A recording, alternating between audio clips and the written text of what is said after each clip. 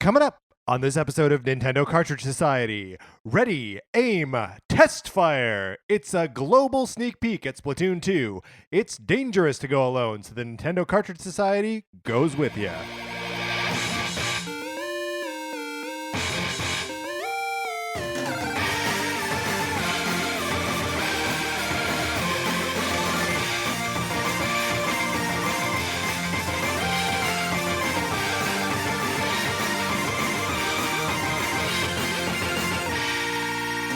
Welcome to Nintendo Cartridge Society. My name is Patrick Ellers, joined as always by my co-host Mark Mitchell. Hey, Patrick, how's it going? Going good, Mark. How are you? Oh, man, I'm good. Last night, I stayed up later than I should have watching the finale of Season 2 of Project Runway from like 2006 or 7. 2000 and end of sentence. Pretty sure it's 2006. What's got you going back through old seasons of? Had you not seen it before? No. So I just recently started watching Project Runway. And I was like on Hulu, they only have the Lifetime seasons, and before that, it started on Bravo. And so somebody I know let me borrow Season 1 and Season 2, and it is a time capsule of both like regular fashion and like TV production. Oh, absolutely. Who there's like no one I would recognize from on that second season, right? Have you watched any RuPaul's Drag Race? Just a little bit. Okay, one of the judges from RuPaul's Drag Race. Sorry, it sounded like I was exasperated there. I wasn't. I was trying to think of like how much RuPaul's Drag Race. Yeah, no. I got it. And he this guy named Santino Rice. Yeah, okay. Is a judge or was a judge on RuPaul's Drag Race. And he was on Season 2 of Project Runway. Kind of like the villain, kind of played the villain role a little bit. Yeah. I'm pretty sure I've seen that season of Project Runway. I think I've seen all of them, not in their entirety, but just, here and there. Absolutely. It's a good show. I love Obviously. it. Yeah. Weather report? Windy. Very windy. Mm-hmm. If you hear any like clanging in the background, it's because Patrick's apartment is haunted. It's because my apartment is haunted. We have a ghost. He rattles the doors. But I tell you what, he is being put to shame by the wind, which rattles the doors much more than he ever did. But yes, it's windy. Some would argue too windy. Yeah, I think when tree branches are falling. Is that what's happening? I haven't been outside in the last couple hours. Yeah, that's what's happening. Great. Mark, what have you been playing? I've been playing Breath of the Wild. Yeah. A lot of Breath of the Wild. Yeah, me too. This weekend was the first time that in a while that I had like just a sustained chunk of time that I could dedicate to video games, and it was great. Have you made, because I also this last weekend spent a lot of time playing Breath of the Wild. I have made no story progress. Nope, zero forward progress. Divine Beasts? Nope, none of them. I've encountered one. I haven't even ventured towards them. Like, there's the part where you get towards the Zora Kingdom. Yeah. And there's all the Zora being like, go over there, go talk to the prince. Right. Haven't done it. But I know that's where I'm supposed to go, which is great. Right. But I haven't ventured there yet. There is a shrine at the Zora City if you're just like knocking those out. Oh, really? Yeah. Oh, maybe I'll venture down there Okay, then. Good. I mean, I guess there's no reason I should feel this way because the game doesn't work like this apparently. But I'm so worried that if I like go there, I'm going to be like trapped into doing it. You know what I mean? And I'm like, I'm not ready for that yet, so I don't want to get trapped into it. I mean, it is definitely not like that because I also went that Divine Beast first, and I encountered it, and me and the prince kind of took it on together, but then it turns into the dungeon, and I was just like, nope, I'd rather keep running around the world forever. And I bounced right out of there. But when I am ready, I can just teleport back there and do it.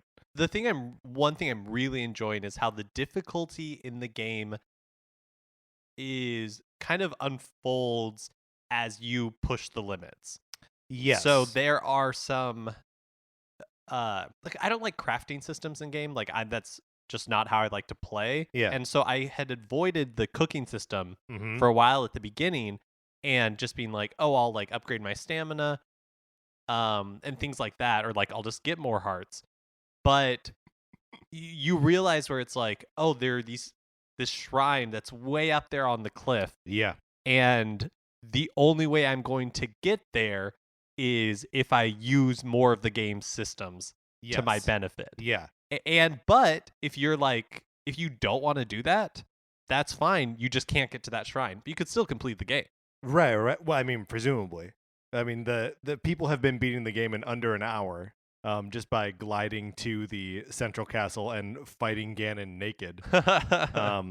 Which I was about to say seems insane to me, but maybe the Ganon fight's really easy. Who knows? So what are you doing if not? I mean, who's to say? Yeah, like me I too. do shrines. I've been trying to do a lot of shrines, but I'm also doing a bunch of side quests. Yeah, and side quests are sometimes like those shrine quests. I don't know if you've done any of those. I have not. I've heard tell of them, but and then there's just like as more because there's still areas in the map that I haven't been to at all. Yeah. So as more of those areas open up, I'm like, oh, there's this island out there. I want to try to get to that and see what the deal with that island is. Yeah.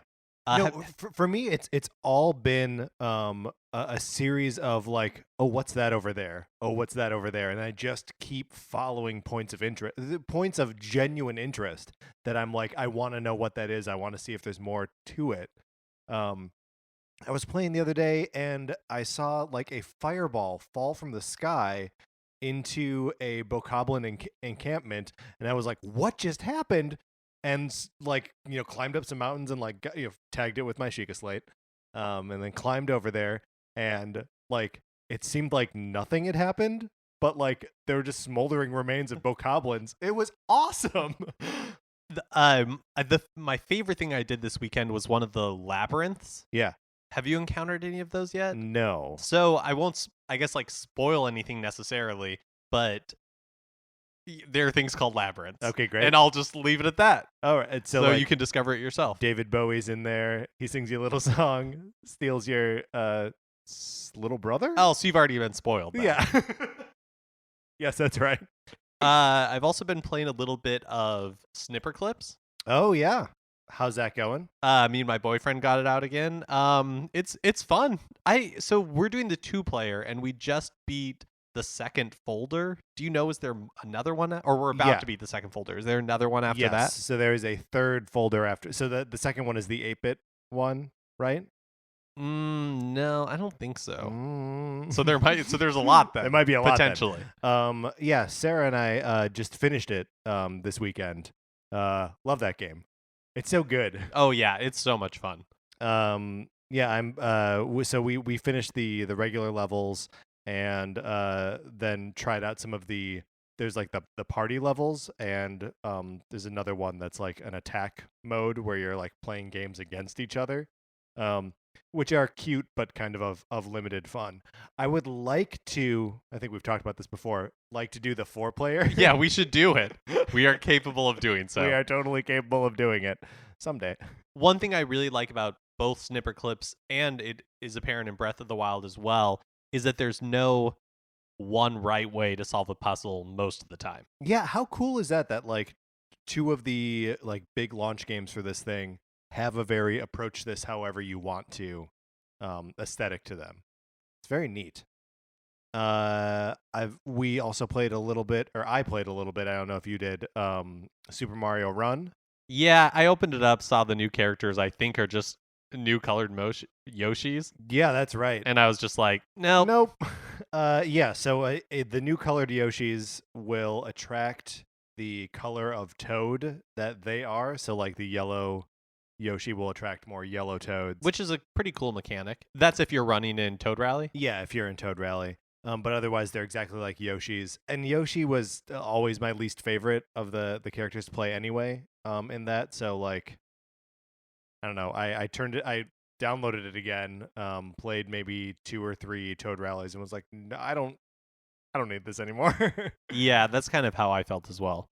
What else you been playing? Well, we're both playing The Legend of Zelda, the original for NES. We are, in fact. And not this Thursday, but next Thursday. Next Thursday will be the concluding episode of our play along. Part 4. Dungeons 7, 8, and 9. Which is the definitive end. That is the end of the game. There will be no second quest. But it's just really fun playing that game along with Breath of the Wild. Yeah. And you really do see how the DNA of the original Legend of Zelda bleeds into Breath of the Wild. Yeah, I mean both in terms of like that thing you just said about the difficulty spike, or not the spike, but like the curve of it, that it's exactly as much as you want to engage with it. Like that's how much the game pushes back.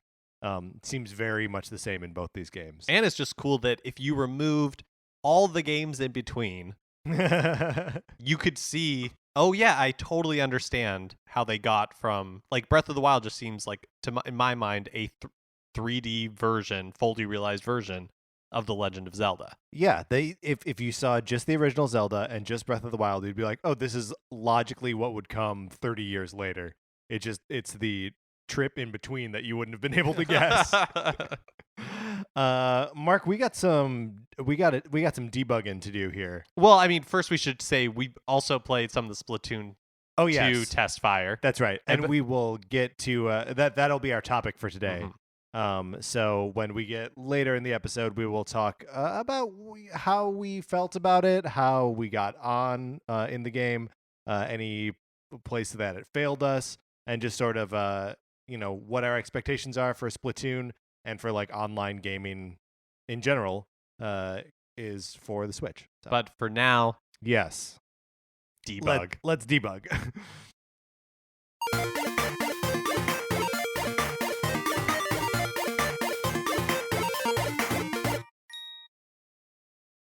Okay, so this first one isn't on us. No.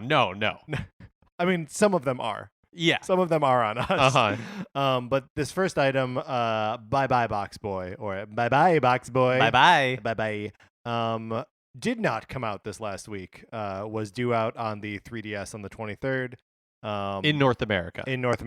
It's already out in Japan. Right. And it was supposed to come, and it did release in Europe on the 23rd. What is happening? It just didn't come out.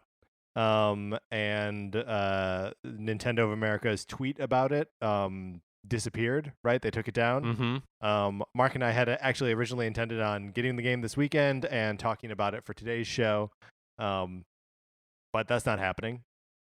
So yeah, and it has no release date in North America at this point. Polygon reached out to Nintendo about it, and they said incorrect information about an upcoming game for Nintendo 3DS was posted on Nintendo of America's social media channels. Nintendo will provide additional updates once the information has been corrected and confirmed. So I do remember when the release date for Bye Bye Box Boy in Europe was originally announced, that it wasn't clear whether that included North America or not. And I wonder if someone at NOA was just like, hey, is that us too? Like, are we also getting Box Boy? And just got too excited about it and tweeted it out, and we just don't have it. This is just one of those mystery things, like, why? Yeah, what's going on? It's the same thing of like, oh, Snipper Clips, we find out the week before Switch comes out is going to be a launch title, right? Or like The Binding of Isaac gets pushed back 2 weeks. Like, what's going on? Yeah, I would be interested to know like the behind the scenes like machinations that go into something like this, because at this point it's out in Japan and Europe. Why isn't it out here? Great question. It doesn't seem like it'd be tough to localize. Right. I don't. Yeah, it's just weird. And then the final point on the debug here. Last week we talked about Donkey Kong Country Tropical Freeze. Now, you might be saying, huh? I thought you were talking about Donkey Kong Country Returns Tropical Freeze. That's because we said it like 30 times. And titled the episode that. Yeah, that's right. Turns out the name of the game does not have returns in it.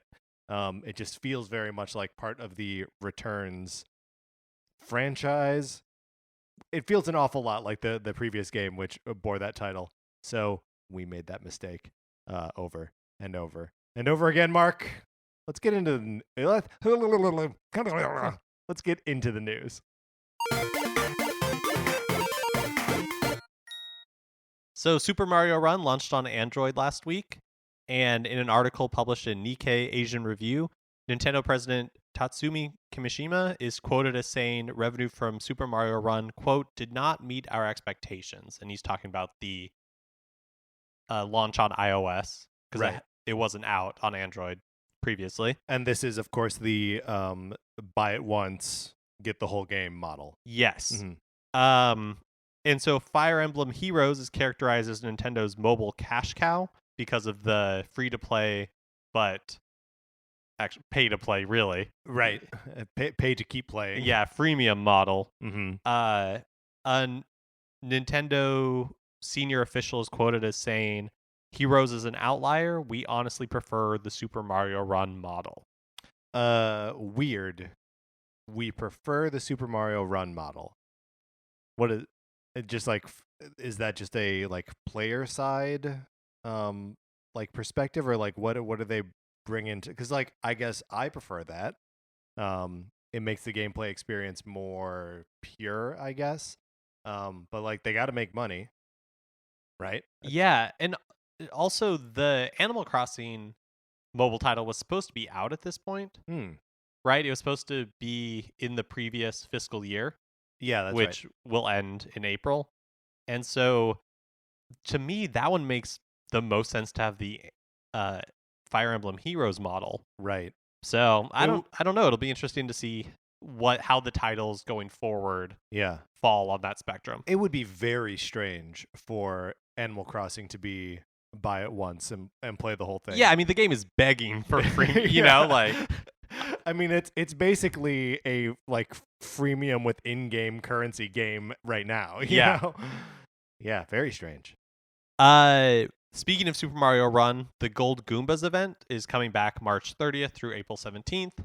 Mark, do you know what that is? Yeah, so in certain levels, new like gold Goombas appear, and you get bonus coins for killing them. Or for collecting them. Is this in the tour mode or in the rally? In tour mode. Okay. That's interesting. Yeah. They did it once before. I wasn't really playing Super Mario Run at that point, and I won't be playing it at this point. Wonderful. The Wii U version of Bloodstained Ritual of the Night has been officially canceled. A few weeks ago, there was the rumor because Nintendo of Europe printed something that had Bloodstained listed for Switch. And now it's officially canceled, and the Switch version is officially announced.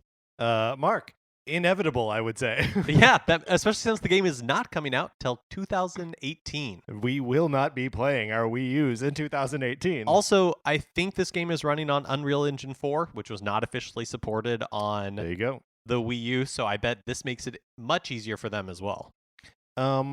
Yeah. I mean that it just this where the march of time, right? Like there's no way and no reason that this thing would come out on Wii U anymore. Exciting for me though, because I don't own a Wii U, and I like these. I mean, this is basically a Castlevania game, right? In everything but name. So I'm excited to play it on my Switch. Yeah, and you know, more games on that thing. Also, what like the perfect kind of game for the Switch? Like that's something that I'd be totally happy to play up on the TV, but also like take with me and just, like, absolutely grind out. Yeah, ooh. I mean, most of these games for the past 10 years at this point have been on mobile platform or on handheld platforms, so it makes sense, right? Dragon Quest 11 release date stream event is announced for April 11th in Japan. So the release date and some additional information is to be announced at that time. I'm going to guess that the release date is just going to be for Japan, but yeah, that tracks. That's still super exciting. We know it's coming this year sometime, and maybe we'll learn a little bit more about what exactly the Switch version is. Right, if it's closer to the PS4, right, or the 3DS version. So do we have a news item about this? The size for Lego City Undercover started like popping up on websites. Oh no, we don't. But it's coming in smaller than the PS4 version. but larger than the 3DS version. So is it possible that there's some sort of third SKU of the software that's coming out on just the Switch? I guess is the prevailing question. For Lego City? Yeah. Oh, I don't know. I guess it's possible. And then like it raises the question of like, is that same thing true for Dragon Quest? Yeah, I guess it could be. I think also what might be happening is the Lego City. Oh yeah, I don't know. That's really interesting. Yeah, that it'd be smaller on Switch. Yeah. So there's just some concern over like what version of the game of third-party games is the Switch actually getting, and we will just have to wait and see. Yeah, I mean FIFA's in the same boat. Yeah, absolutely. So I mean that's I think this is a question that we are going to have is going to be posed a lot. Atlas had an online stream presenting their 2017 lineup, and in it they announced Shin Megami Tensei Deep Strange Journey for the 3DS. It's an easier to play, refined version of the 2009 DS title Shin Megami Tensei Strange Journey, but it adds like new demons and a new character named Alex, and it releases this fall in Japan. So that's a new Shin Megami or a kind of remake re-release of a Shin Megami Tensei game. Yeah, pretty much everything they announced was for the 3DS. So what else do we have on here that I have kind of a hard time getting into a lot of these Atlas titles. I never played any of the Persona games, which I know were like kind of breakouts from there. I played Catherine, which I liked. But I don't know. Do you have any experience with the Shin Megami Tensei games? I actually tried to get into Strange Journey. Oh, okay. And I found it difficult and almost impenetrable. So if this one is easier to play... Yeah, that sounds great. But it has to get over the hurdle of opening up my 3DS. Yeah, it's a big hurdle, man. Also, we don't even know if these will come out in the West. Yeah. So they had previously announced, but we finally got a trailer and gameplay footage for Radiant Historia Perfect Chronology. This is another 3DS remake of a DS title, Radiant Historia. Perfect Chronology offers a number of new features, upgraded visuals, system upgrades, a full lineup of voice actors, a new character named Nemesia, and a third history, quote, sub-history, in addition to the DS version's 2 histories, standard history, and alternate history. That's a lot of histories. Releasing June 29th in Japan. This is one where it says visual upgrades, but I think this is the one that people online are complaining about how it looks. It doesn't look bad to me. What are they just saying like about, from like the character model, like the drawings are redesigned. Oh, okay. And the redesigns people don't like people as don't like much it as when the things old change. ones. Right? I mean, pretty much, yeah. Also announced that Atrian Mystery Dungeon 2 is coming to the 3DS in Japan on August 31st. So lots of 3DS stuff if you're in Japan or have a Japanese 3DS. Mm-hmm. Then at the end of the Atlas live stream, the same Shin Megami Tensei HD trailer from January was shown. So However, this is there the was one that was at the Switch event. I believe so. Okay. Yes. But there was one additional scene, like an extremely brief look, showing what appears to be a city in ruins or a city in the process of being destroyed. Mm-hmm. It's just interesting that there was that one, like, minor addition. Just one little bit. They didn't want to muddy the waters at the Switch event. Yeah, they didn't have anything else new to say about the Switch game at this point. But that's probably not coming out till 2018 at the earliest, so makes sense to not talk about it that much right now.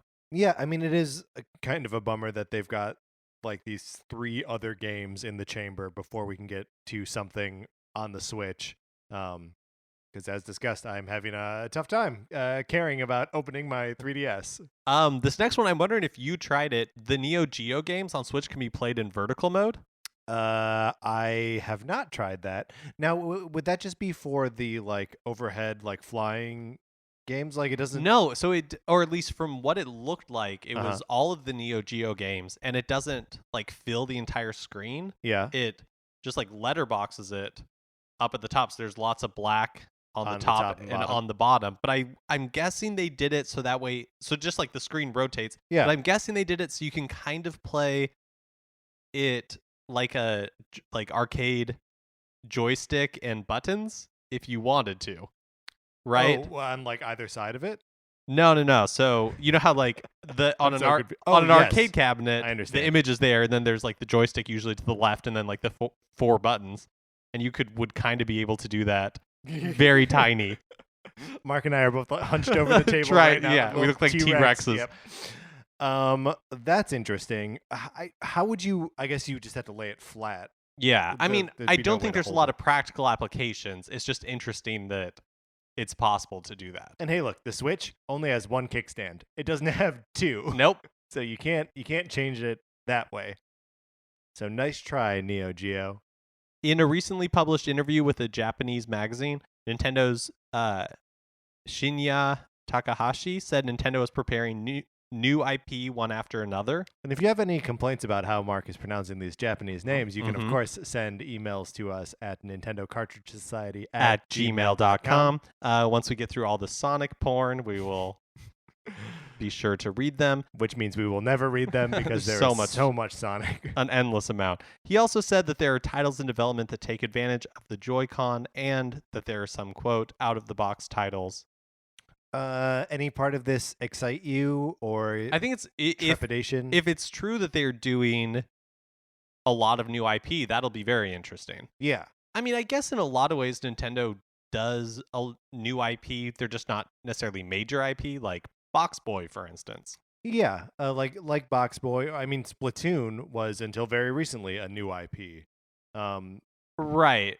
I mean, I think Splatoon and possibly ARMS are kind of the start of a new Nintendo in the sense that they were made by younger developers with a more, I guess, like modern eye. Yeah, like and it shows, right? Like Splatoon in particular is a type of game that is popular now. You know, it's less Nintendo like writing the book on like, no, here's how a game happens, you know, here's how you explore a world in Zelda, or here's how you traverse a side-scrolling level in Mario. They're sort of doing their own take on those sorts of things. So I mean, it's nice just to see them like learning and applying lessons from elsewhere in the industry, which you could argue that Breath of the Wild is too, is kind of seeing what other people have done in open worlds and being like, we can beat that. Yeah, absolutely. As for the stuff with the Joy-Con and out-of-the-box titles, it's like, obviously. Right? Like, what else is Nintendo going to say? That's why you have the Joy-Con. Yeah, it's like, no, of course we're not making anything that takes advantage of the Joy-Con. We're just gonna make Super Metroid a couple more times. Speaking of like no does, Reggie says Nintendo will have a big E3 this year showcasing games for the 3DS and Switch, and the only reason I'm putting it on here is because it's not news. Now, hold on a second, because this is the news section. It would seem like not news. This would be the last place you would find that. It's not news. I mean, what else is he going to say? Oh man, we're going to have a real rough E3. Don't look forward to this. So I agree with you 100%. There's no way he's going to say we're going to have a rough E3. Don't look forward to this. But they were very upfront last year with the fact that they were only going to have Breath of the Wild. That was a fairly last minute announcement, though. That's true. Because their plan up until like May was Switch. Yeah, put the Switch out. Or at least as far as we know. Because obviously, in order to like manufacture that booth and everything, it would take a significant amount of time. Yeah. So it's not like they just threw it together. But I mean, I think the thing to take away from this is that it's not going to just be a Super Mario Odyssey booth, right? Yeah. Like it is, Mark, hey, I totally agree with you. It's not news. But I think it is worth saying that, what Nintendo did last year, we shouldn't expect to see that exact same thing again. All right, that's fair. It's news, Mark. In real news, Nintendo of America last week released a statement regarding the widely reported Joy-Con disconnection issues. Which, just to jump in, you haven't experienced? No, not at all. They say it's not widespread and is the result of a manufacturing variation that has been addressed and fixed.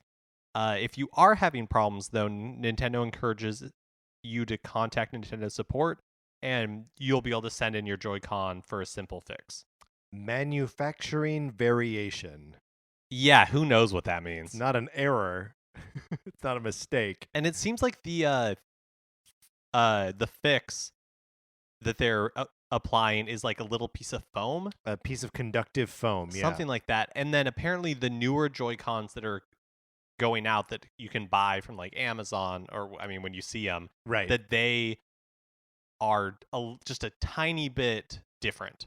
Yeah. So they don't seem to be affected by the issue. I mean, it would make sense that this was a mistake that they have since identified and eliminated, and will no longer be something that Joy-Cons experience, which is good. I never encountered one of these. I didn't actually know anyone personally that was affected by it. Do you know anyone personally who owns a Switch? I mean, I know you. Great point. I know you personally. I think I know myself. Can a man really know himself? No, absolutely not. Not in this world. There was a small Switch system update that just went live a little bit ago today, which is Monday. Mm-hmm. So yesterday, if you're listening to this at release, and of course you are, obviously, because you are going to rate and review us and tell your friends about it and subscribe, and you do that all on Tuesday, right? No new features, just system stability update. I downloaded it just before you got here. I haven't downloaded it yet. Great. Yeah, I mean, I haven't run into any bugs that I can tell or see. Yeah. One thing that I'm not related to this update, but I'm just generally super jazzed about is how quickly it comes back from sleep. Oh my god, it's so good. Like, it just, yeah. You sit down and you're like, you push the button to like wake up your controller, and like you're in Zelda. It happens immediately. Yeah. And I think a lot of that is that this thing just defaults to going back to sleep instead of like powering down. But I just don't know how they do that and also balance the battery life. Great question. Who knows? Minecraft Story Mode, the complete adventure, is going to be $10 more on Switch than on any other platform, including the Wii U. Mm-hmm. So it's $40 on Switch versus $30 everywhere else. And we talked about this in the past with Rime, that indie game, that is going to be more on Switch, and it'll be interesting to see if this becomes a larger trend going forward, where we see it happen a lot. I guess one of my questions related to this is, what's with $30 games? It seems like a weird price point. Well, I think the story, like the Minecraft Story Mode complete collection, is just a compilation of Telltale's. Right. Like the 5 episodes of it. Yeah, so I think it's not going to be priced at like full price. Yeah, sure. But I mean, ditto with Rime, like $30 is a weird price point. I kind of like it. I mean, it's pretty much clearly staking out this is a mid-tier game. Yeah. In a way, and that's not a knock on Rime or anything. It's just saying, hey, these are the expectations you should have going in, versus like a $60 title. It's just interesting because I feel like $40 is a price point that sort of takes that independent developer but big game. Like The Witness was $40. I don't know, that seems like I have one example. No, but it's true. I feel like you don't generally see $29.99 games that often. You see $19.99 very often, and you see $39.99, like 20 and 40. Right. And 60. 20, 40, and 60. But you rarely see that 30. Yeah, I agree with that. With the odd 50s in there too. Like 1-2 Switch was $50. Was Bomberman $60? I think it was 50. Okay. So yeah, it just I don't know where this $30 price point is coming from. And don't know 40 on Switch, so. Yeah, I mean that's got to just be costs a little bit more to put your stuff on Nintendo, and they're passing that. Probably I guess the cartridge price. Yeah. Or the game cart price. Yeah, I mean it's probably just because how many people are going to be producing those game carts? the one supplier Nintendo's got and nobody else. Yeah, so it makes sense that the Wii U would be $10 cheaper because it's just a standard DVD. Mm-hmm. Sad note, the DSi shops end is near. On March 31st, the ability to purchase content on the store will end, and Nintendo closed off the ability to add DSi points last September. Well, we're done with the DSi shop. Wow. It was a good run. It's like 2 generations of portable back at this point. Yeah. I think you're still able to re-download games if you want to after the 31st. After the store goes away? I think it's just purchases, and then I think the re-downloads will end sometime in the future as well. So I don't think I bought anything on the DSi store, and I don't own a DS to find out. Yeah. Okay, but you can play DSi games, DSiWare, as it were, on the 3DS, right? Can you? I know that there's a way to access that data. Yeah. I wonder if you have to transfer. Sure. I don't know if you can download them from the eShop. We'll never know. We will never know. We'll never know. Also, the 3DS was released 6 years ago today/yesterday. Oh, so I guess when I was saying that was the 3 generations of handheld back, it was only 6 years ago, which is crazy. Yeah. 6 years. Wow, that seems like such a short generation or such a short time that 3DS has been out. Well, I mean, I guess when you think about it. And please, let's think about it. No, now I refuse. All right, great. New releases?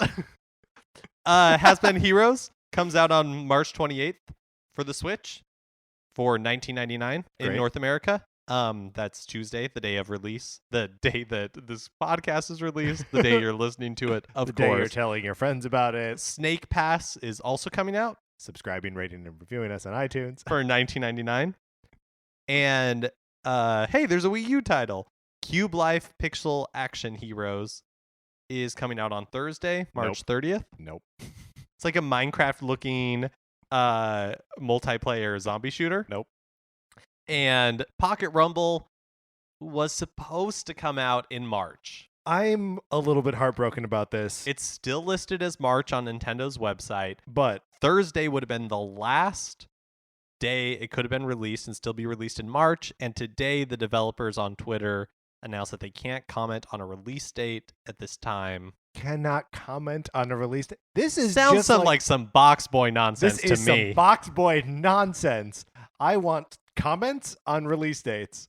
It's so. Again, am curious what happened. Yeah, like just not ready. I don't know. Hopefully, it'll be coming soon. Maybe they want to like get out of the way of the other Neo Geo games. Like it's not actually a Neo Geo game, but it is clearly aping that style. So maybe they just wanted to be like, let's stay out of the way while these games hit the market. Yeah, I don't know, but still a few things to pick up on Switch this week. What on here speaks to you? I'm interested in both of them. I'm both Has Been Heroes and Snake Pass. Oh, I thought you were talking about Cube Life. I am. I think more interested in Snake Pass only because after the Donkey Kong Tropical Freeze episode, we had that great David Wise Donkey soundtrack. Kong Country Tropical Freeze. Oh my gosh. Oh. I just don't know anymore. Donkey Kong Country Tropical Freeze. There we go. And the great David Wise soundtrack, and he's doing the soundtrack for Snake Pass.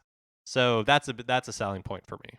Yeah, I'll want to like see more video of Snake Pass when it comes out. But yeah, I think I'm excited for that game. It looks really cute. Like you said, the music seems great. And I don't know, the control, it's again very like physics based, very approach this however you deem appropriate. Which is just kind of how I want to engage with the Switch at this point with it. I don't think I'm going to get into Has Been Heroes. I don't totally understand it. It's like a lane-based roguelike. What's the end of that sentence? Like RPG? Yeah, I think so. It looks cute. The premise is nice. The early impressions / reviews haven't been bad, but they haven't been awesome. Right. And with my playtime kind of like limited. Yeah, if you're gonna pull me away from Zelda, It has to be like really worth it. Yeah. And then Pocket Rumble, which won't come out. I'm very disappointed. Yeah, it's a real bummer. All right, well, great. Let's move out of the news.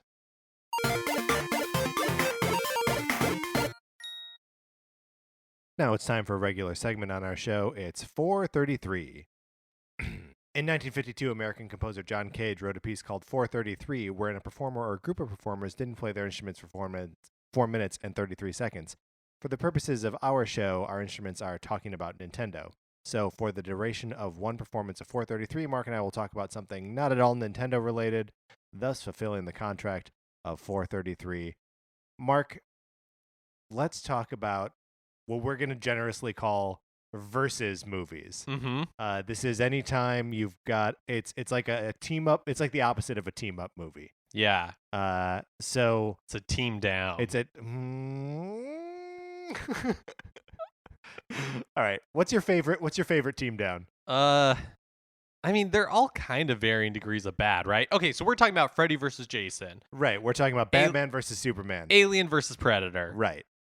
They're setting up this like Kong versus Godzilla thing. Right. So that's why you want to talk about this, is that you saw Kong Skull Island, which I have been calling Kong of Skull Island for a long time. Wrong. It's not. He's not from. We're of the Skull Island Kongs. Introducing Kong of Skull Island. So first of all, how is Kong? It's fine. Okay. Okay, great. But you like the most recent Godzilla, yeah? I mean, I liked them both. I would say they both have the same problems where it's like when Godzilla's on the screen, when Kong was on the screen, I'm way into it. And then as soon as the humans start talking, you just want to like shout at the screen, "We get it! We get it! You're scared! Yeah, the monster's too big!" So yeah, I mean they're fine. Yeah. Does it add anything to either movie knowing that they're going to come in contact with each other? No. Okay, so in general, we would say that Mark is for or against versus movies. I'm for them in theory. Here's what I think is dumb about them. Please. I think the only one that so they get them right when they're villains, right? They get it right with Freddy versus Jason, where it's like, oh yeah, they're just gonna fight each other. Right. They get it right and when a lot of people are gonna die. Yeah, and they get it right when it was Alien versus Predator. I mean, get it right. Right. In enormous quotes. Right. It's not a good movie, but there's nothing not entertaining about Alien versus Predator or Freddy versus Jason. But yeah, totally. But I feel like Batman v Superman is a great example of where Kong and v Godzilla is going to go. Yeah. Where it's like, okay, for the first like third of the movie or whatever, they're going to hate they're going to like fight, but then they're going to team up to beat an even bigger foe. It's like, I don't need that nonsense with Kong and Godzilla. You just want them to fight each other. Yeah, and I don't even know if I want it that much because they're both like good guys. What do you have like a dream movie team down? Like if you could match up. So let's do villains. Let's just do straight up villains. Okay. Okay. So let's not let's ignore any like intellectual property assumptions or like who owns what. But what are two villains from cinema that you would like to see battle each other?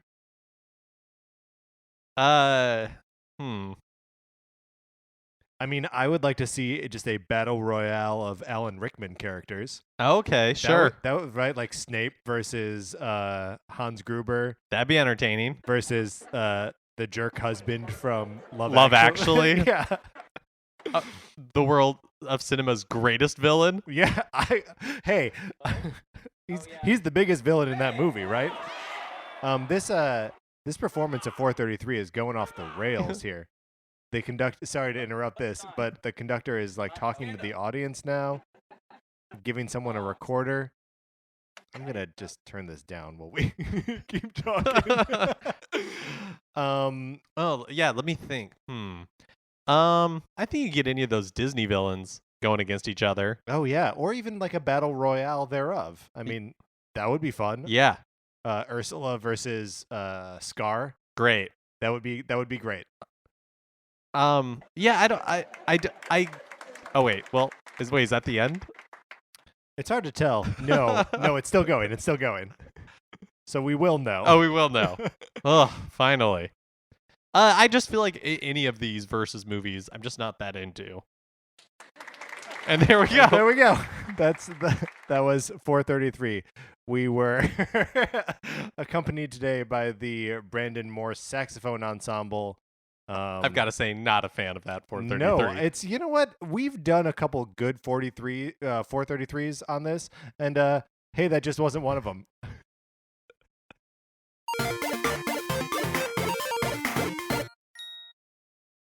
Okay, let's get into our real topic for the day: the Splatoon 2 Testfire. Loved it. Oh, okay, great, and we will see you next week. No, happened 6 times over the weekend. Mm-hmm. I was able to play twice. How about you? I was able to play twice as well. Got in on that first one, noon on Friday. I saw that you were playing it a little bit from in handheld mode. Yeah. Away from your TV, away from your home. That's right. It worked great. Yeah. I didn't have any problems. I also did not have any problems. Were you playing at work?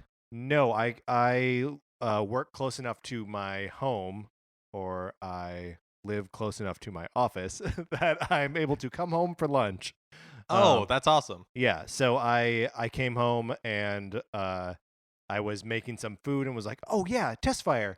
And so I started playing it in handheld mode, did 2 matches while I was in the kitchen, and then came back to the TV and slapped it in the dock and played a couple more with the Pro Controller. I'm interested in your overall impressions because you played a lot of Splatoon, a lot more of Splatoon on the Wii U than I ever did. And so did you play the Switch with the motion controls?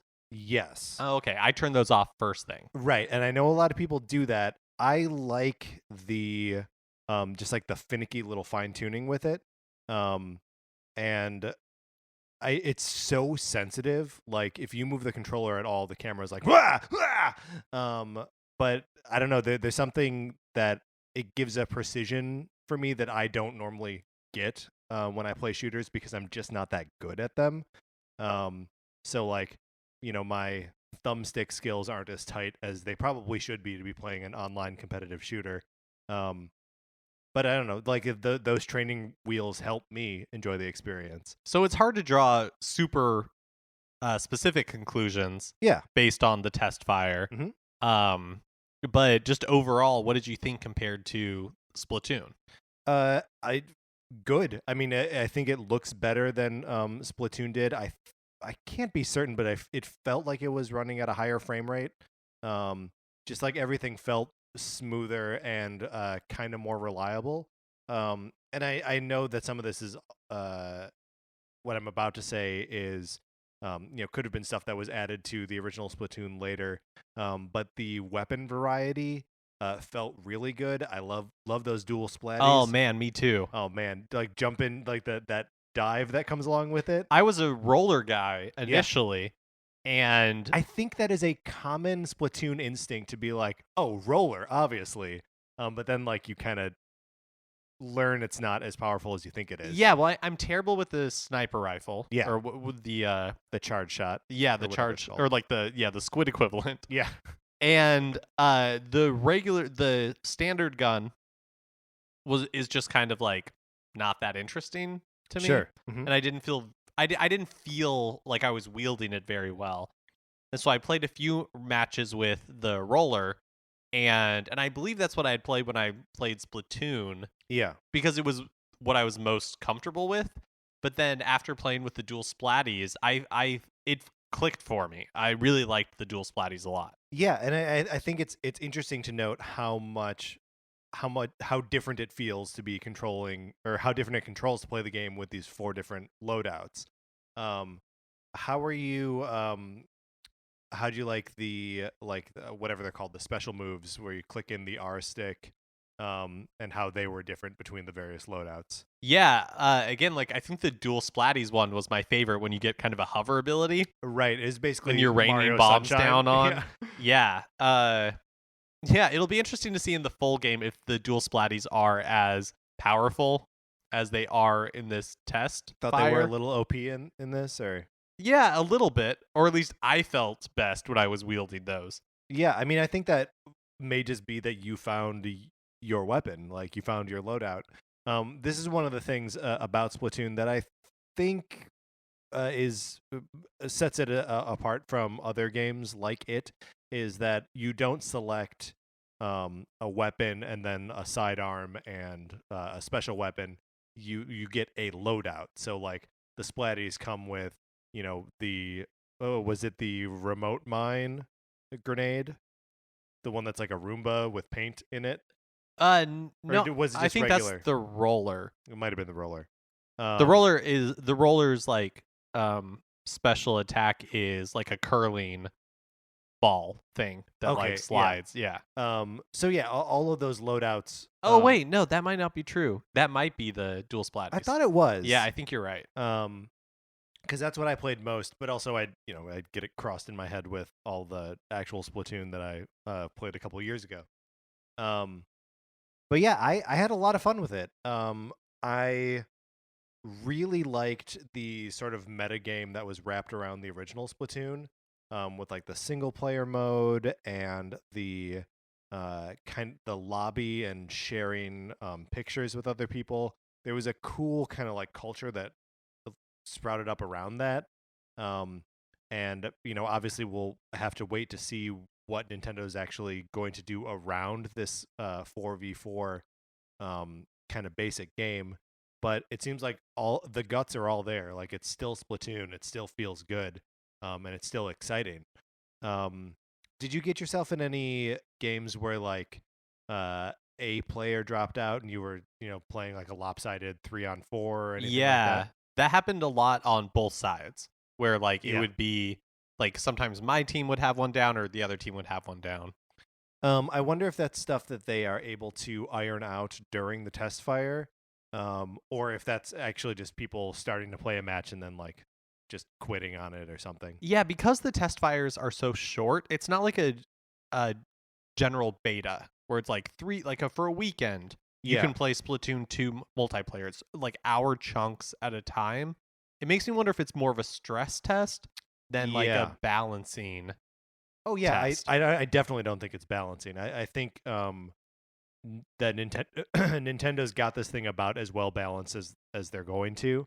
And the test fire is really to just see if the network holds up, and sort of just to like get people excited about it too.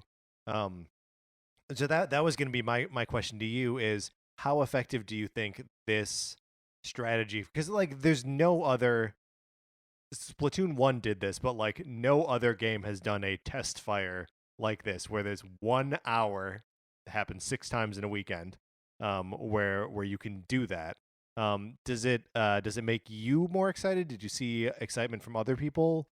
Yeah, I feel like it's almost more effective than a demo or a regular, because for those hours, your social media feed is just flooded with people playing Splatoon 2, because that's the only chance they're going to get to do it. Yeah. And I think a lot of people didn't have an opportunity to play the original Splatoon. Absolutely. I mean, I only played a little bit. Yeah, a little bit. And I liked it, but it wasn't enough to make me go out and buy a Wii U.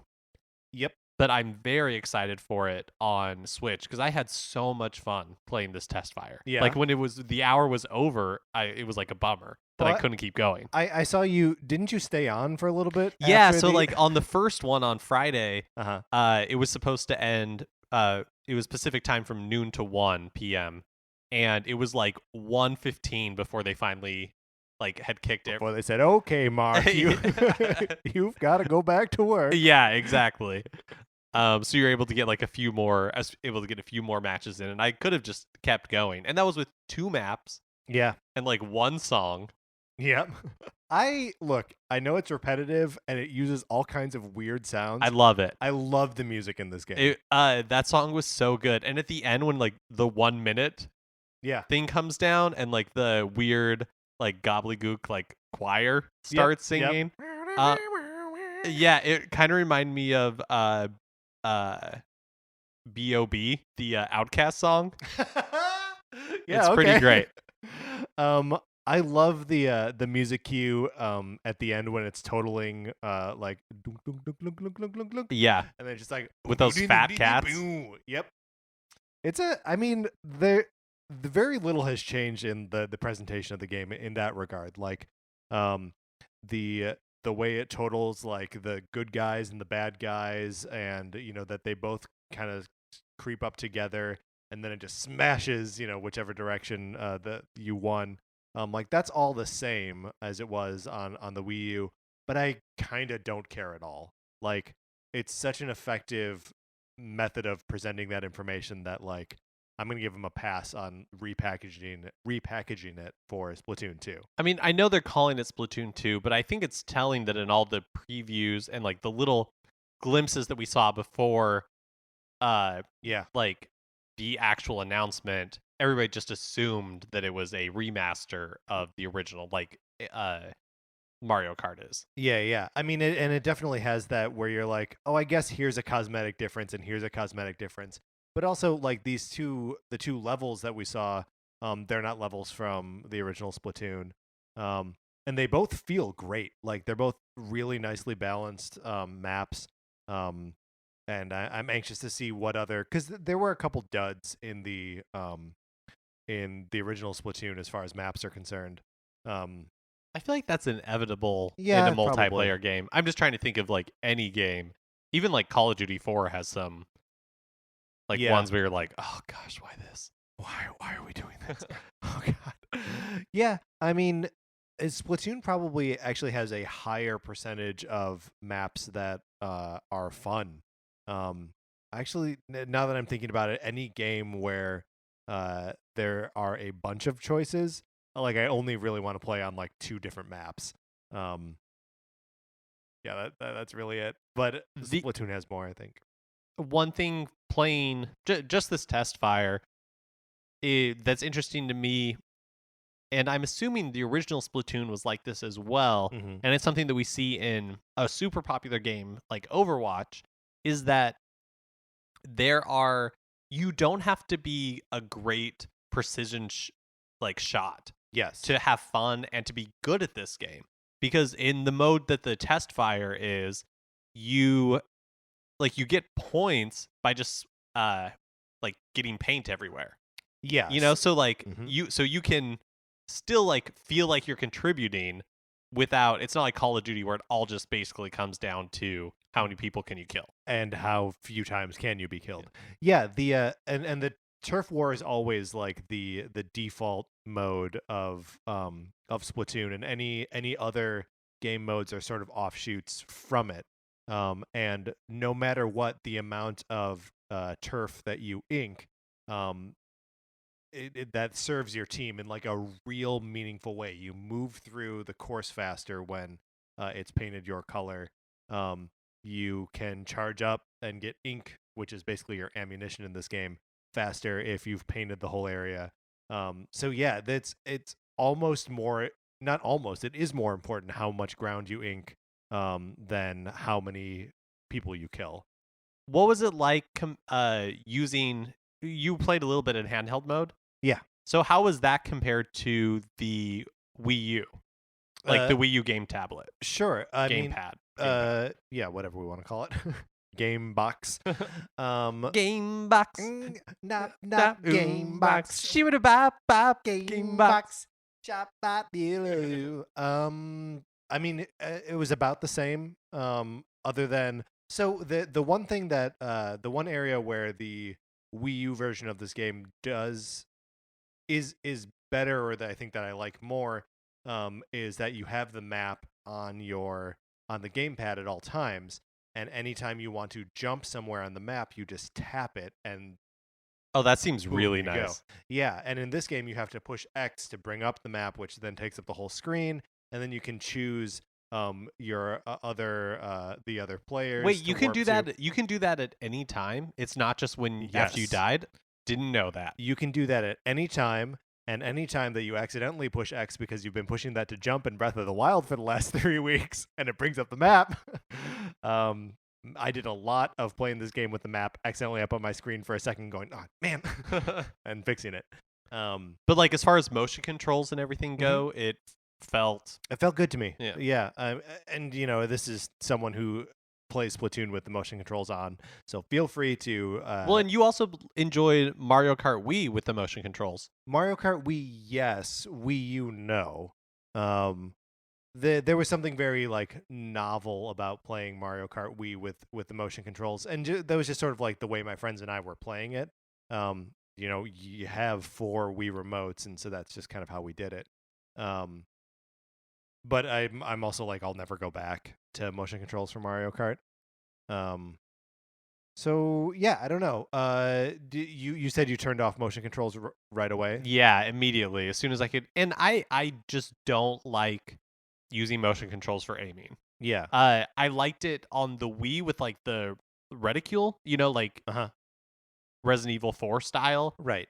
Like pointing, I'm fine aiming that way, but I really don't like using the gyroscope to do it. Yeah, it feels like out of control for me, where it's just like it's not doing what I want it to do. That's so interesting because I think I feel the exact opposite. That like if there's a reticle and I'm controlling it like pointer style, and I don't know if that's because I think that I've played a lot more first person shooters on like Destiny and that kind of stuff. Yeah, definitely. And so I just don't know if like 2 dual analog controls for shooters like make more sense to me. Like I'm not saying I'm good at like these games. Look, like Mark and I are world class first person shooter players. Yeah, and if you haven't learned that by now, right? This is why we started a Nintendo podcast. Absolutely. Yeah, so but I don't know if that's like why I immediately default to dual analog, and if I gave motion controls a chance, that I'd be like, oh yeah, this is actually superior. Yeah, and I mean, even when I am using it with the motion controls, I am still doing 95% of the controlling with the 2 thumbsticks. It's just sort of like the up and down and just the refinements. I understand. Not like waving this thing around. It's really for when I'm like strafing around and I want to like make sure that I'm keeping my reticles on my opponent, then that's me just kind of like tilting the controller a little bit more. I'm gonna be honest, I don't think I've ever tried it that way. I think I was using it as like yeah, like trying to like move the whole thing around. Yeah, well, and that's earlier I said it's sensitive, but like if you're trying to do full like rotating, even as much as like as little as 90 degrees, like it takes a huge motion to do that. But yeah, I'm just talking about like fine tuning the aim, and then like the up and down axis as well. But the game doesn't really ask you to do too much on like that Z plane. It's all kind of X and Y. One thing I really was impressed, and I continue to be impressed whenever I'm playing the Switch in handheld mode and then docking it, is just how much fun it is to be able to take the games with you if you want to take it with you. Yeah. Like, it seems like such an obvious selling point, and it clearly is for the Switch, but once you actually get to do it, it feels so weird that you can't with like the PS4. It's a bigger deal than it seems like it is, right? Like right, because in the marketing you're like, oh, this is so obvious. Right. But then in doing it, you're like, oh, this changes my life. This is so cool. I was kind of relieved or just excited to have another like Nintendo AAA experience. I've been playing a lot of games on the Switch, but it's other than Zelda, all kind of littler games or indie games, or Neo Geo games, and it nice to have like another fully realized 3D world with like actual modern gameplay in it. It's sort of like the proof of concept that like this thing isn't just Zelda. There's more that the system has to offer. I totally agree. It's like once Splatoon, the Testfire started, it was like you realized what the Switch was missing in a way. Yeah. And that's why I'm even more excited now for Mario Kart. Yeah, it's I was thinking about that. Is it weird that they didn't do like a Mario Kart Testfire, like, or whatever you would call it? Um, that like Mario Kart is clearly a bigger draw than Splatoon is. But that they were like, here's what we're doing to like stress test the network, and as like a little sample kind of demo of something that you can play right now. Um, and that's for Splatoon, which isn't going to be out until the summer, late summer, right? Yeah, I think you're right that this also just worked as a marketing tactic, and that's why they did it, because Splatoon is very popular in Japan. Yep. And so that's a great incentive for people to pick up a Switch, to be like, hey, at the end of the month you'll get a taste of the sequel to this game we all really love. Right. Yeah. So it's interesting. You mentioned earlier that social media became sort of a flood of Splatoon stuff during the test fires, but like that is admittedly in our like kind of Nintendo bubble, right? Of where our networks are full of other people who are interested in Nintendo things. Do you think this made a splash outside of those spheres at all, or if people playing other games even have that on their radar? I think it's hard to say, because it is just not even a full-fledged beta. Right. I think if anything, what it did was somebody who hadn't played Splatoon but had heard about it and now has a Switch, which, let's remember, there's not a ton of them out here. That's true. At this point. But they had a Switch, they were able to try it, and just like positive word of mouth. Yeah. Really, like talk to other people about it, maybe somebody who hasn't heard of Splatoon at all. Yeah. Yeah, and I wonder if they even needed to do a stress test at all, or if they were just like, meh, we did one of these for the first Splatoon, let's just do it again. Yeah, I mean, like you brought up, they haven't done one for Mario Kart, and that'll be the first real test of the Switch's online capabilities. Yeah, and I mean, Mario Kart's just a little over a month away. And that being said, for me, this worked seamlessly. How do you mean the seamlessly? Splatoon, as in like I never had any hiccups with like the Wi-Fi. I was always connected well during the games. Mm-hmm. There didn't seem to be any lag or anything. Yeah, likewise. And that no lag, that's kind of a big deal. I feel like even when I play something like Overwatch, I experience a little bit of It'll be really interesting. I'm sorry, go ahead. Lag. Yeah. It'll be really interesting to see when Mario Kart comes out how friends and adding friends and getting friends into a group, like how all that stuff is going to work. Yeah, and like how far you have to back out to the original Splatoon, if you wanted to change your loadout, you had to go like all the way back to basically log out of the like battle arena and then like go all the way back in. So it would be nice if while it's matching you up, you could be like, oh, I want to play this and loadout. I guess I haven't played the game enough to really form a full opinion on it. But to me, one thing I didn't understand was why I couldn't just change on the fly. Like in the match, if I was like playing as the sniper and then I died, why not, while I was waiting to be revived, just like be like, okay, I'm going to switch to the roller. Right, because that is a feature of something like Overwatch. And you don't even have to die to switch in Overwatch. You can just go to a little terminal and switch your character out. Yeah, and it's not like it's not like there's a balancing reason for that to happen, because you can have any combination of loadouts. Yeah, I mean, it will be very interesting to see what the skeleton around the guts of this game and end up looking like, and what kind of options were afforded, how much customizability of the of your Inkling's appearance there's going to be, if you can have team lobbies.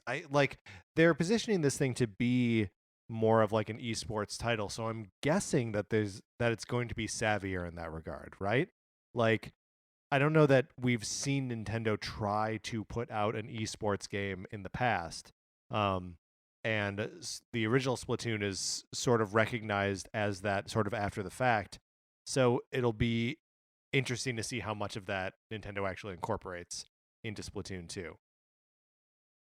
And I want a cool single player mode. The single player in the original was neat. It was almost like a Galaxy-esque, like Mario Galaxy-esque series of courses. But like it was a little light. But I loved it. I mean, I played all the way through that campaign, I think twice. Was there any like story attached to it, or was it purely just like level after level after? I mean, we know my stance on story, which is I don't really care about it. Right. So there's like a couple hour-long cutscenes. Oh yeah, sure. No, it's actually the Nintendo way. Right, the Nintendo way. It actually has a lot of like passive and environmental storytelling where you get kind of dumped into a larger world that has been a lot like Breath of the Wild, actually, a world that has been ruined, and you get like little hints about like what the world was and how it came to fall. It's super effective and evocative in that way. So it sounds like it's prime for a Gears of War style third person shooter reboot. That's where you all I'm saying, where yeah. you live through the downfall of the Splatoon world. The Inkling Wars. Christopher Nolan presents The Inkling Wars. I'm Inkling. I forget what they're called now. The bad guys, they're like Octo something. Oh, interesting. Yeah, I didn't know any of this. I didn't know any of this lore existed. Yeah, well, I won't talk about it anymore because it's so fun to discover, or was so fun to discover in the first Splatoon game. I'm hoping that the second, one of the cool things that the first game did was you could pick up these little scrolls in every map that gave you a little piece of the history of the war between these squid and octopus creatures. And this is in the first person? Sorry, the single player mode? That's correct. And it's all written in this Inkling language, right? So like you can't read any of it, but there are just like all these like drawings and like cutouts from magazines and stuff. It feels like a like found footage history lesson of like, here's a primary source from this weird war that went down, and you just sort of like piece it together, and it is kind of a dark story, but like not in any real way that you have to like contend with or like reckon with. It's just a cool little flavor to the game. Yeah, that is really neat. I didn't know any of that existed. Yeah, I'm excited about Splatoon. Yeah, now. I am really excited for Splatoon 2. Late summer can't get here early enough. Late summer can't get here. I stayed up so late watching Project Runway 2 finale. It's okay, Mark. So we're saying excited about Splatoon 2. We're saying what else are we saying? I'm interested to see how well the game works, or how it works with two Switches in the same room. If like you and I are hanging out together, if we can always be on a team together, or if we can do like one-on-one matches against each other, or I don't find one-on-one matches all that fun usually. I'm just curious about what that suite is, and like what the experience in the room could be, you know? Yeah. How was the matchmaking in Splatoon? Like, could you make teams? Could you get a group of your friends together? And so you could get a group of friends together, but like there is no chat in it, and we'll find out what the chat solution is at some point for this thing. But like, if you were going to play this game with your friends, you had to, call them or text them and work that out ahead of time. But it was reliable in its matchmaking. It just, not the most robust suite of features for doing that sort of thing. Which is a bummer, and it would be nice to see that improved in this game. It's weird that that isn't part of the Testfire, right? That they're like, all we're really sampling here is just what the game is and not any of the features of the game. I do think it's possible that we see another Testfire in a couple months, but I would guess it's almost exactly the exact same thing that we saw this last weekend. Yeah, that would make sense to me. Like in June or something. Yeah, just get hype again. Totally. All right, let's move out of the segment.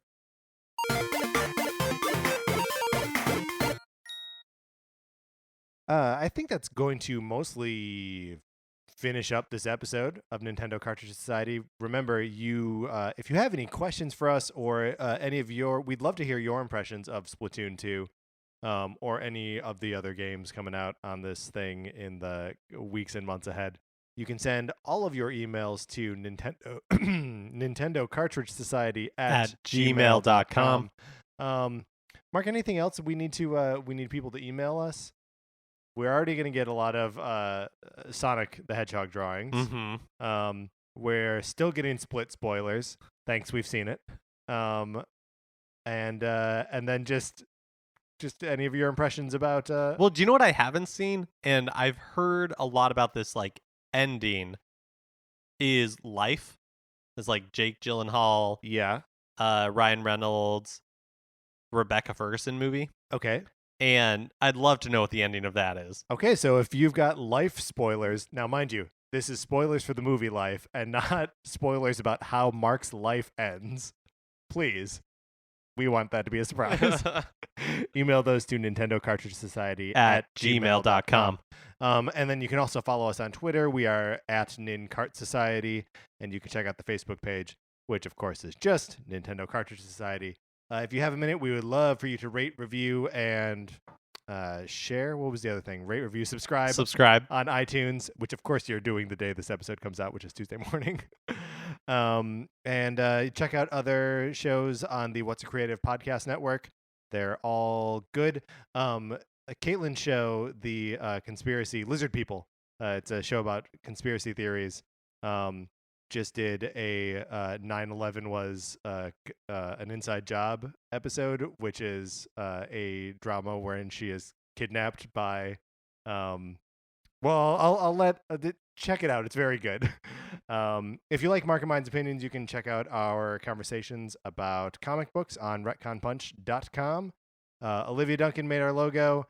And our music is composed and performed by 8-Bit Betty. You can check out more of 8-Bit Betty's music by going to 8bitbetty.com or by listening right now. For my co-host, Mark Mitchell, this is Patrick Eller saying, stay fresh. Thanks for listening.